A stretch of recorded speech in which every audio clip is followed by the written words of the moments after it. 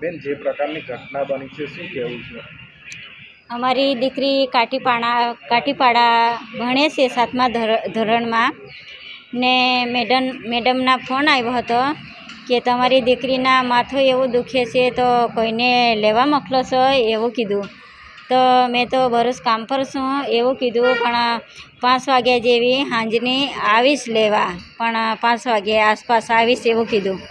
પછી તેટલી વારમાં પેલો નરેશ એના બેનને મૂકવા આવ્યો હતો.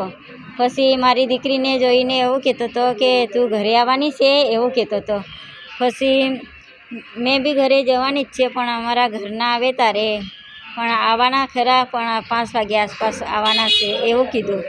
બેન, આજે નરેશ છે, નરેશ ક્યાંથી છોકરીને લઈને આવ્યો હતો સ્કૂલેથી? હા, નરેશ લઈ આવ્યો હતો. તો એ સ્કૂલવાળાએ નરેશ જોડે કેવી રીતના છોકરીને આવવા દીધી? એટલે મેડમ જોડે બી વાત કરી હતી ને મારા દિયર જોડે બી વાત કરી હતી ને એ છોકરો બેસાડી આવવાના કહેતો હતો. એટલે એ છોકરા મારા દિયર પર ફોન ગયેલો હતો કે તમારી દીકરી મારા જોડે ઘરે આવવાની કે મેં બેસાડી આવું એવું કીધું.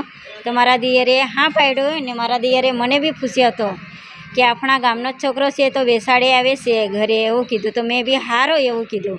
પછી મેડમે બી બેસાડી આપ્યો. પછી રસ્તામાં આવીને તુવેરના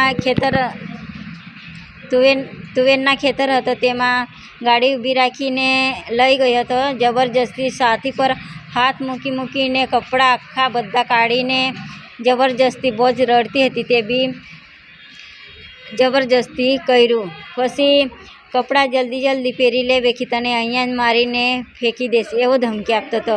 પછી ગાડી પર બેસાડીને પાછો ઘરે લાવતો હતો તારે એવું ધમકી આપતો હતો કે હમણાં આપણા જે તારા જોડે જબરજસ્તી મેં કર્યું એ કોઈને કહેતી ના બેખી તને મારી નાખીશ એવો ધમકી આપી હતી.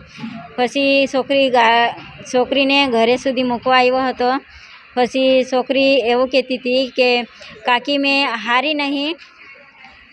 હારી નહીં ને મને નવડાવ એવું કીધું. તો કેમ એવું કીધું કાકીએ? તો એવું કે મારા જોડે પેલો છોકરો મને મૂકી ગયો, એ છોકરો મારા જોડે તુવેરના ખેતરમાં જૂઠું બોલીને મને લઈ ગયો હતો ને જબરજસ્તી કપડાં કાઢીને પછી જબરજસ્તી એવું કર્યું ને મેં બહુ રડતી હતી તેવી મારા પર છાતી પર હાથ મૂકીને જબરજસ્તી કર્યું એવું જવાબ આપ્યું છે છોકરીએ. પોલીસને ફોન કર્યો હતો અમે. પછી 16 તારીખે મેં નેત્રંગ દવાખાને ગયેલા હતા. તમે જ્યારે છોકરી આવું કીધું ત્યાર પછી તમે પોલીસને ફોન કર્યો હતો? એટલે મમ્મી મારશે એવું કરીને એના કાકીને એટલું જ કીધું હતું. તો છોકરીએ એવું કે મમ્મીને ના કહેતી બે કે મમ્મી મને મારશે એવું કરીને એના કાકીએ બી મને નહીં કીધું. પણ 3 દિવસ પછી બહાર પાડ્યું. પછી છોકરીને વધારે હેરાન થતું હતું એટલે કાકીએ બધું બહાર પાડી દીધું કે આપણા દીકરી જોડે આવું થયેલું છે એવું કીધું. એટલે પછી અમે 16 તારીખે દવાખાને લઈ આવ્યા હતા, નેત્રંગ દવાખાને લઈ આવ્યા હતા. પછી બીજા દિવસે રજા આપી દીધા હતા. પોલીસને તમે ક્યારે જાણ કરી હતી? 16 તારીખે અમે ગયેલા હતા પણ કેસ નહીં લીધા. કેમ ના લીધો પોલીસ? નહીં, કશું નહીં લીધા. કોણ હતું ફરજ પર? ના, નેત્રંગ બી સારવાર નહીં કરી ને 17 તારીખે પાછા અમે તમે પોલીસને જણાવ્યું કે આવી ઘટના થઈ તો પોલીસ દ્વારા કોઈ કાર્યવાહી કરવામાં? બધું કીધું પણ કશું કર્યું નહીં. માંગ શું છે તમારી? એ છોકરાને ફાંસી આપવાના છે. તો પોલીસ દ્વારા પૈસા આપવાની વાત કરવામાં આવી હતી? એ એવું કહેતા હતા કે 2 લાખ આપશું ને સમાધાન કરી નાખો એવું કહેતા હતા. વાતો આરોપી છે શું કરે છે? એ કામ ધંધો કરે છે એવું લાગે. તમારા ગામમાં જ રહે છે? ગામમાં લાગે. એટલે આ બાજુ કસુંબા બાજુ કે સુરત બાજુ કશે કામ પર રહેતો છે એવું લાગે.